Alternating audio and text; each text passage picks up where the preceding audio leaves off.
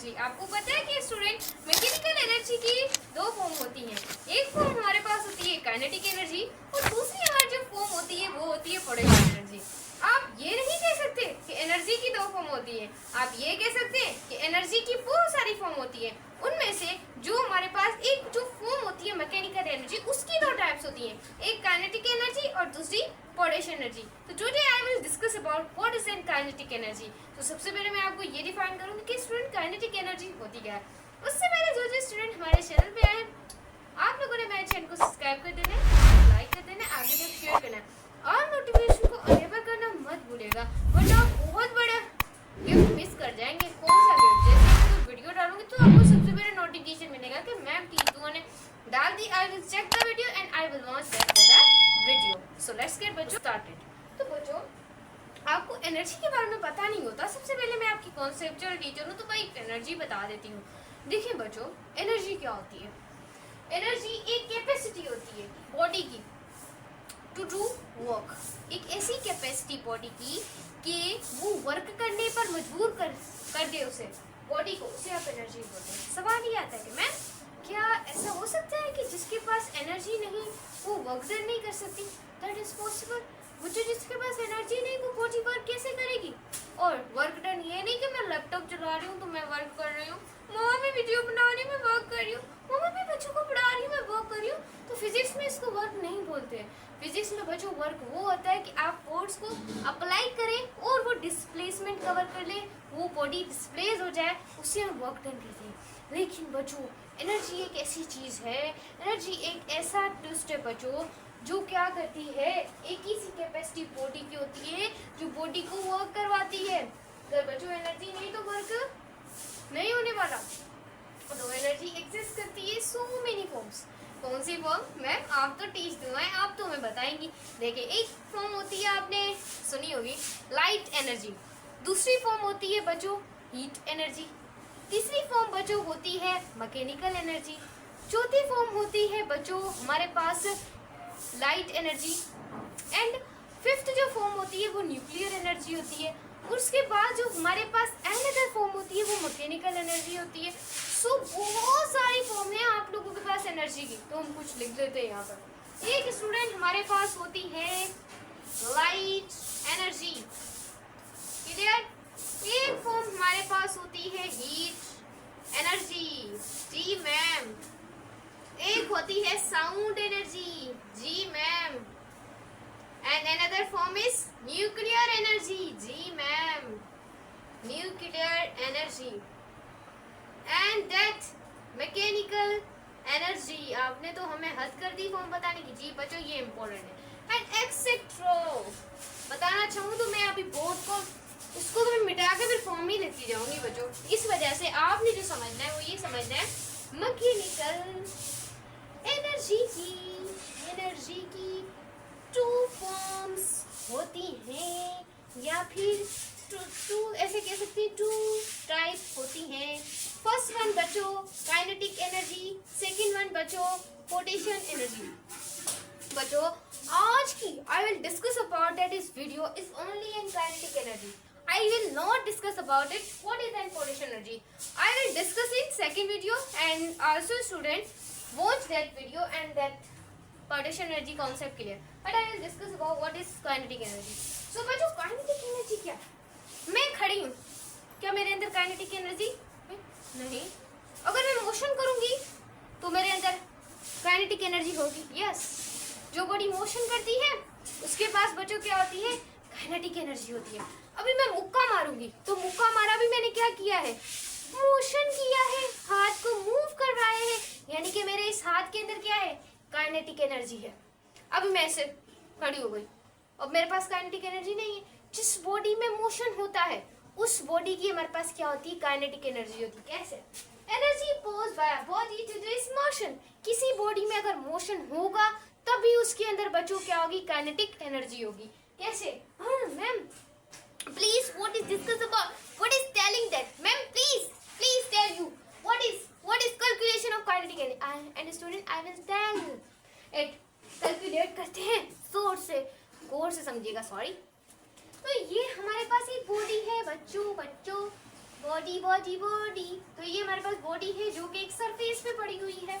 कोई भी सरफेस है रफ स्मूथ, इसकी बात नहीं करें हम, कोई फ्रैक्शन की बात नहीं कर रहे, स्टैटिक और काइनेटिक की नहीं करें, सिंप्लीफाई हम किसकी बात करें, एक बॉडी की बात करें।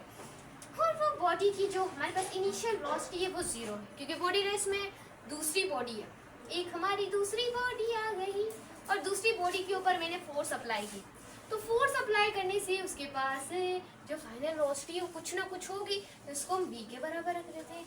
हाँ भाई, हाँ टीचर, हाँ मिस टीच दुआ, इन्होंने फोर्स अप्लाई की है बॉडी पर, तो यहाँ पर कौन सा कॉन्सेप्ट आ जाएगा। मेरे स्टूडेंट जो मुझसे पढ़े वो बोलेंगे कि मैम टीच दुआ ने फोर्स अप्लाई की है बॉडी पर, एंड आल्सो मैम जो हमारी टीच दुआ है उसका मतलब होगा कि उस बॉडी ने डिस्प्लेसमेंट कवर होगी, एंड आल्सो यहाँ पर कौन सा कंडीशन आ गई, वर्क डन की कंडीशन आ गई। तो इस बॉडी ने बच्चों क्या डिस्कवर किए, displacement. Work done on the body is given by, work done को आप ऐसे कि वो क्रॉस प्रोडक्ट होता है फोर्स एंड डिस्प्लेसमेंट का। क्लियर है my student. According to the Newton second law हमें फोर्स की जगह पे ma पुट करना पड़ेगा, क्योंकि फोर्स का फॉर्मूला होता है ma। उसके बाद by using third equation of motion से हम डिस्प्लेसमेंट का फॉर्मूला को भी ड्राइव कर लेंगे। देखें कैसे, 2s = v, आपको पता है सेकंड इक्वेशन आप लोगों के इसमें काम की नहीं है, फिर भी देख लें, vit + हाफ h²। तो बच्चों ये मोस्ट पावरफुल इक्वेशंस है, लेकिन बच्चों यहाँ पर कोई टाइम का तो हमने जिक्र किया ही नहीं, तो यहाँ पर टाइम तो होगा नहीं, इस वजह से हमने ये वाली इक्वेशन को यूज़ किया। सही। अब यहाँ पर 2s vf² - vi, हमने सिर्फ डिस्प्लेसमेंट निकालनी है तो हमने यहाँ पर इसको ऐसे रख दिया। अब बच्चों vf² सेम, vi² भी सेम, और 2a को हमने यहाँ पर। क्लियर है। हेयर इनिशियल वेलोसिटी हमने 0 की थी, फाइनल वेलोसिटी हमने v के बराबर की। क्लियर है। v² लिख दी है, ये आप सामने देख सकते हैं, और इनिशियल वेलोसिटी 0। क्लियर है माय स्टूडेंट। 0 की कोई अहमियत नहीं होती, इस वजह से v²/2 है। क्लियर है। नाउ पुट द वैल्यू, ये मुझे करवाने की ज़रूरत तो नहीं थी, लेकिन बच्चों फिजिक्स एक ऐसी चीज़ है, अगर आपको फार्मूले पता ही नहीं है कहाँ से आए तो फिजिक्स क्यों पढ़े। एंट्री में, एमडी गेट में आप लोगों को अगर बच्चों यही समझ ना आई तो आप बहुत बड़ी चीज़ मिस कर देंगे, अपने हाथ में कोइन को ऐसे फीचर को ज़मीन पे फेंक देंगे। इसके बाद now put the equation 2 and 3, now put the equation 2 and 3। अब वर्क डन हमने इसकी जगह पुट किया मैम F = ma, इसकी जगह पुट किया v²/2a। सही। तो हमने एक्सप्रेशन को कट कर दिया, तो हमारे पास हाफ mv²। लेकिन मैम वर्क डन है तो काइनेटिक एनर्जी हमारी कहाँ गई बच्चों, वर्क डन काइनेटिक एनर्जी तो होती है, इस वजह से काइनेटिक एनर्जी का फॉर्मूला काइनेटिक हाफ mv² के बराबर होती है। लेकिन बच्चों एमटी गेट में MCQ सीधा ये तो नहीं दिया जाएगा। अगर कर 900,000 बच्चों में से 40 सीटें होंगी तो बच्चों कुछ तो मसाला हलवा लगाएंगे ना वो, इस वजह से एनर्जी को इन टर्म्स ऑफ मोमेंटम भी देखेंगे, एनर्जी को in terms of kinetic energy भी हम ऑफ मोमेंटम देखने वाले हैं। कैसे माय स्टूडेंट, जरा देखें। काइनेटिक एनर्जी का फॉर्मूला होता है बच्चों हाफ mv²। क्लियर है माय स्टूडेंट। क्या मैं नेक्स्ट साइड में m से मल्टीप्लाई और डिवाइड करवा सकती हूँ। बच्चों फिजिक्स में जितनी चीज़ आप बढ़ा रहे हो उतनी आपको कम करनी पड़ेगी, यानी कि इक्वेशन के ऊपर कोई फर्क नहीं पड़ना चाहिए। तो हाँ मैम, यहाँ पर मल्टीप्लाई, यहाँ पर डिवाइड करा देते बिल्कुल। काइनेटिक एनर्जी = हाफ, तो यहाँ पर m से m मल्टीप्लाई होगा mv²। क्लियर है माय स्टूडेंट। और ये v²/, क्लियर है माय स्टूडेंट। क्लियर। क्या मैं इसको यहाँ पर ड्राइव कर सकती हूँ? बिल्कुल मैम, आप ड्राइव कर सकती हैं, हम आपको परमिशन देते हैं। तो आई होप मुझे मेरे स्टूडेंट की परमिशन मिल गई हो। क्या बच्चों kinetic energy = half mv²/m।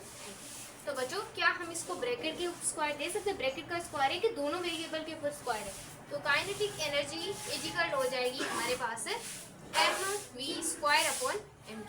Clear है माय स्टूडेंट, हलवा है? क्लियर है बिल्कुल। अब बच्चों हमने एक फॉर्मूला बताया था कि मोमेंटम y बराबर होता है प्रोडक्ट होता है मास और वेलोसिटी का। तो क्या यहाँ मोमेंटम पुट कर सकते हैं? बिल्कुल मैम, आपने तो हलवा करवा दिया। तो यही है ना बच्चों काइनेटिक एनर्जी का formula in terms of momentum.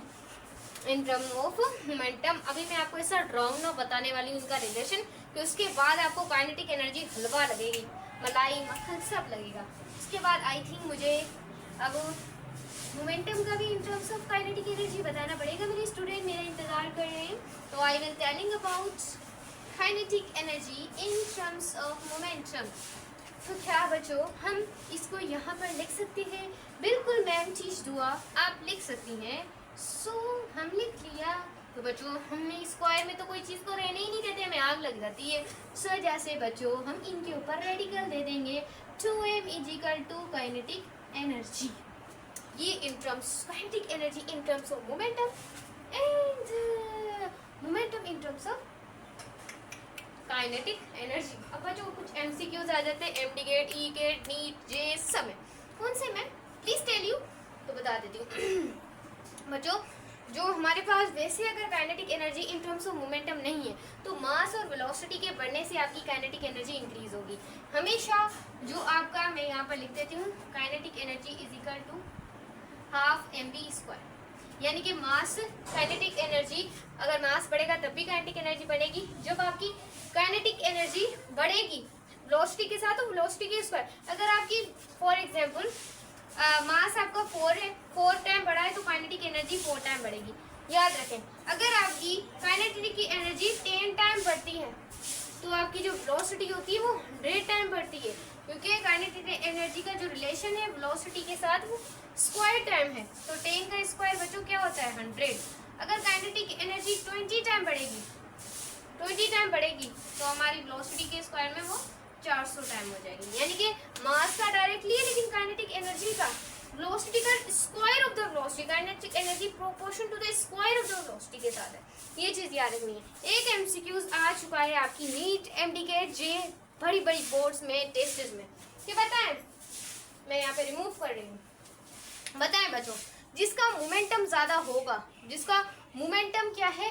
बराबर है, तो बताएं काइनेटिक एनर्जी सबसे ज्यादा किसकी होगी? सारे बच्चे लगाएंगे इस फॉर्मूले पे टिक, लेकिन गलत, मोमेंटम की बात आ गई।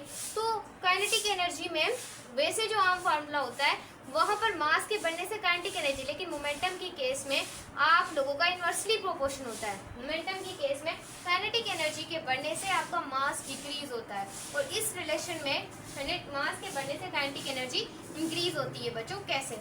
अब मैं एक एमसीक्यू देती हूँ इलेक्ट्रॉन, एक एमसीक्यू देती हूँ प्रोटॉन, एक एमसीक्यू देती हूँ न्यूट्रॉन, एक एमसीक्यू देती हूँ alpha particle, that is alpha particle. जी बच्चों, जिसका मोमेंटम इक्वल है,